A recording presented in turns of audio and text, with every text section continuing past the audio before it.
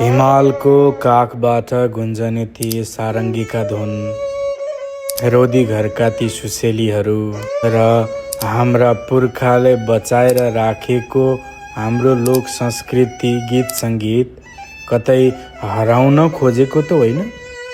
कतै आधुनिकताको नाममा हामीले आफ्नै जरा त काटिरहेका छैनौँ? नमस्कार, म कमल। नेपाली कला र सङ्गीतको क्षेत्रमा पसेका झारपातहरू उखेल्ने र मौलिक फुलहरूलाई गोडमेल गर्ने सानो सङ्कल्पका साथ उपस्थित भएको छु। सङ्गीत त आत्माको भोजन हुनुपर्ने थियो, तर आजभोलि यो भाइरल हुने सस्तो साधन बनिरहेको छ। सृजनामा अश्लीलता मिसाएर यसलाई कलाको नाम दिनु पनि संस्कृति माथिको अपराध हो। जब लोक भाकाका शब्दहरूले मर्यादाको सीमा नाग्छन्, तब सचेत कलाकारको मन रुन्छ।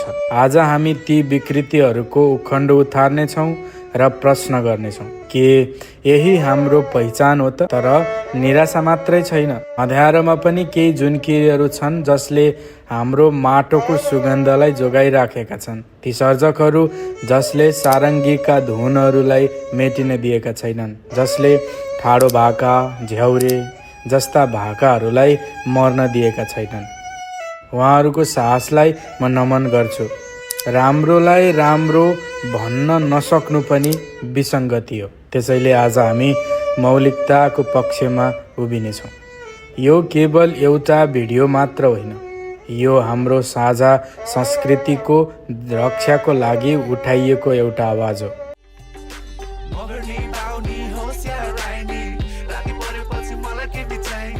कलाको नाममा जातीयता र नारी अस्मितालाई सस्तो मसाला बनाइएको छ। माइलीको भट्टी जस्ता गीतहरूले हाम्रो वास्तविक कला र संस्कृतिको प्रतिनिधित्व गर्छ त?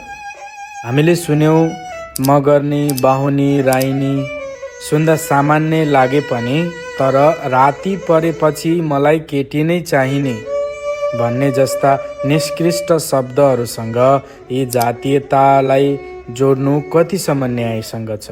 के हाम्रा दिदीबहिनीहरूको पहिचान कुनै भट्टीको माइली र रातको रमाइलोसँग मात्र सीमित छ? कलाको नाममा कसैको आत्मसम्मानमाथि ठेस पुर्याउने अधिकार कसैलाई छैन। सर्जकले समाजलाई ऐना देखाउनु पर्ने हो, तर यहाँ ऐनालाई नै धमिलो बनाउने प्रयास गरिँदैछ। जब गीतका शब्दहरूले एउटा विशेष समुदायका महिलाहरूलाई गलत दृष्टिकोणले चित्रण गर्छ, त्यसले समाजमा गलत मानसिकताको बीजारोपण गर्छ। गीत सङ्गीत त गाउँ बेसी, प्रेम बिछोडको साथी हुनुपर्नेमा आज यो किन भ्युज र डलरको खेती बनिरहेको छ? म आग्रह गर्दछु ती सर्जकहरूलाई, सिर्जना गर्दा शब्दको गरिमा र समाजको संरचनालाई नभुल्नुहोस्। अनि तपाईँ दर्शकहरूलाई पनि एउटा प्रश्न छ, के हामीले यस्ता शब्दलाई, यस्ता गीतहरूलाई समर्थन गरिरहने कि यस्ता गीत सङ्गीतका विरुद्धमा एकजुट हुने? यदि तपाईँलाई पनि लाग्छ सङ्गीतमा शिष्टता र मौलिकपन हुनुपर्छ भने यो आवाजलाई हरेक नेपालीको कानसम्म पुर्याउनका लागि मलाई सहयोग गर्नुहोस्। हामी विशुद्ध रूपमा नेपाली दर्शक र नेपाली भएको हकले लोपोन्मुख अवस्थामा रहेका कला, संस्कृति, परम्परा, साहित्य र गीत सङ्गीतको जगेर्ना गर्ने उद्देश्यले लागिरहेका छौँ। सँगसँगै गीत सङ्गीतको क्षेत्रमा देखिएका विकृति विसङ्गतिहरूको विरुद्धमा पनि आवाज उठाउने कोसिस गरिरहेका छौँ। एक नेपाली दर्शक श्रोताको भूमिकामा रहेर जे देख्छौँ त्यही बोल्छौँ। कसैको भावनामाथि ठेस पुग्न गएमा हामी क्षमा प्रार्थी छौँ। यदि हामी गलत भएको खण्डमा गल्ती सुधार्ने र सच्याउने बाचा गर्दछौँ। आयो कमल एक कार्टुन रक्सी खाएँ मैले रिसको चोकमा। मान्छे बौलाएपछि कस्तो के लाग्छ र खै? मान्छे बौलाएपछि के लाग्छ? यदि शब्दकोशमा शब्दको कमी भएको हो भने त्यस्ता विज्ञहरूसँग सल्लाह लिन सकिन्छ, अथवा अहिले आर्टिफिसियल इन्टेलिजेन्सको जमानामा एआईलाई सोध्न सकिन्छ। दशकौँ गीत सङ्गीतमा लागेर पनि यस्ता गीत सुन्नुपर्छ भने हामीले नयाँ कलाकारसँग के आशा राख्ने?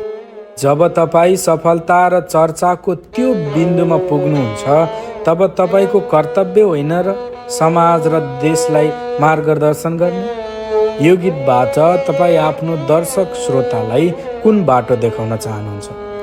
राम्रोलाई राम्रो भन्न सक्ने क्षमता हामीसँग छ, तर यो गीतले तपाईँलाई हाँसोको पात्र बनाउने तपाईँको करियरको ओह्रालीको सुरुवात बन्न सक्छ। आगामी दिनहरूमा पनि यस्तै गीतहरू निकाल्दै जानुभयो भने तपाईँको यो चुर्ती फुर्ती रहिरहन्छ भन्न सकिँदैन। गीतमा मिठास शब्दको संरचनामा हुन्छ, दृश्यमा होइन। तपाईँलाई आधुनिकता नै चाहिएको हो भने पनि आधुनिक र मौलिक बाजाहरूको सम्मिश्रणबाट नयाँ धुन बनाउन सकिन्छ, तर नयाँ धुन भन्दैमा यस्ता धुनहरू चाहिँ बनाउनु भएन। यदि तपाईँ नेपालका मौलिक बाजाहरूलाई पनि आफ्नो गीतमा समेट्न चाहनुहुन्छ भने पनि आफ्नो दायरा पार गर्न पाउनुहुने छैन। जब तपाईँ यस्ता गीत बनाउनुहुन्छ नेपाली बाजालाई प्रयोग गरेर भनेपछि त्यो नेपाली बाजाको बेइज्जती हो। तपाईँका शब्दहरू यस्ता छन्, नेपाली बाजाहरूलाई जसरी बेइज्जत गरिएको छ त्यसरी अन्य कलाकारहरू हुनुहुन्छ जसले त्यो बाजाको राम्रो प्रयोग सिक्नु भएको छ, जसले राम्रो प्रयोग गर्नुभएको छ। जस्तै यो गीत हेर्नुहोस्, नेपाली गीत सङ्गीतमा सबै गीतहरू नराम्रा मात्रै निस्किन्छन् भन्ने छैन।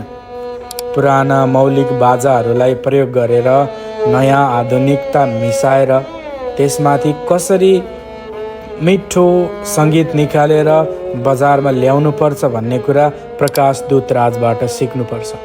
प्रकाश दुतराजको भर्खरै मात्र मन की रानीबाट उहाँले नेपाली गीत सङ्गीतमा त्यो साबित गर्नुभएको छ कि नेपाली मौलिक बाजाहरू आधुनिकतामा कसरी प्रस्तुत गर्ने। उहाँलाई नमन गर्न चाहन्छौँ। नेपाली गीत सङ्गीतमा दिनुभएको यो योगदान युगले भुल्ने छैन। नेपाली गीत सङ्गीतलाई जिउँदो राख्ने मौलिक फुल बन्नुभएको छ, या भनौँ हुनुहुन्छ। यहाँलाई नमन गर्न चाहन्छौँ। यतैबाट केही गीतहरूको विवादपछि अहिले भर्खरै मात्र बजारमा चर्चाको शिखरमा पुग्न सफल विशाल सोनीको नयाँ गीत आएको छ, पछ्यौरी बेरिरौँ। निकै मौलिक रूपमा राउटे समुदायलाई देखाएर गीतका भावहरू प्रस्तुत गर्नुभएको छ। यहाँलाई पनि धेरै धेरै बधाई र शुभकामना व्यक्त गर्न चाहन्छौँ। आगामी दिनहरूमा पनि यस्तै खालका गीत सङ्गीतहरू हामीले यहाँबाट अपेक्षा राखेका छौँ। यो सुरुवात यहाँको उकालीको बाटो बन्नेछ। यहाँलाई शुभकामना छ। यदि तपाईँ पनि चाहनुहुन्छ हाम्रो आउने पुस्ताले हाम्रा मौलिक गीत सङ्गीतहरू सुन्न पाउन् भनेपछि यो हाम्रो अभियानमा सहयात्री बन्नुहोला। च्यानललाई सब्सक्राइब गरेर यो आवाजलाई अझ बुलन्द बनाउने प्रयास गर्नुहोला। संस्कृति रहे हामी रहन्छौँ, हामी रहे मात्र हाम्रो राष्ट्रियता रहन्छ। सृजनामा शिष्टता खोजौँ, कलामा पवित्रता रोजौँ। विकृति विरुद्धको यो लडाईँ जारी रहनेछ। हामी सचेत बनौँ, आफ्नो संस्कृति र परम्पराको पहरेदार आफै बनौँ। सत्य बोल्दा कसैलाई तितो लाग्न सक्छ, तर सत्य नै अन्तिम सुन्दरता हो। अर्को अङ्कमा नयाँ विमर्शका साथ भेट्ने नै छौँ। तबसम्मका लागि आफ्नै माटोको सुगन्ध सुनिरहनुहोला। जय नेपाल, जय नेपाली सङ्गीत।